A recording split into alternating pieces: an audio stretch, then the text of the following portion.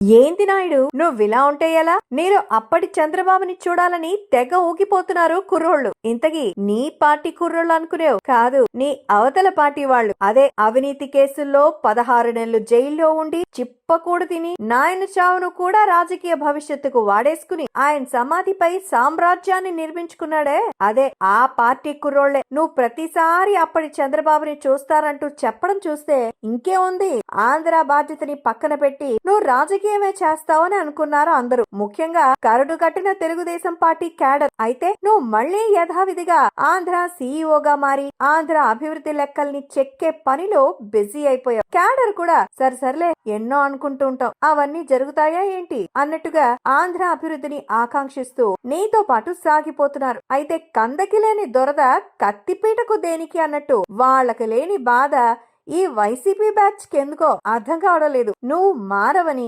చంద్రబాబు అంతే అని, ఆయనలో మార్పు రాదంటూ నీపై ఏదో అభిమానం పొంగి పొర్లిపోతున్నట్టు తెగ హడావిడి చేసేస్తున్నారు సోషల్ మీడియాలో. పాపం ఆ పిల్ల బులుగు బచ్చాలకు అర్థం కావాల్సింది ఏంటి అంటే, నువ్వు నిజంగా అప్పటి చంద్రబాబు అవతారం ఎత్తితే ముందు చిరిగిపోయే కటౌట్లు వాళ్ళవే, వీపు విమానం మొత్తం మోగిపోయేది వాళ్ళ నాయకుడికే. ఇంత చిన్న లాజిక్ ఎలా మిస్ అయ్యారో పాపం ఆ బులుగు బచ్చాస్కే తెలియాలి.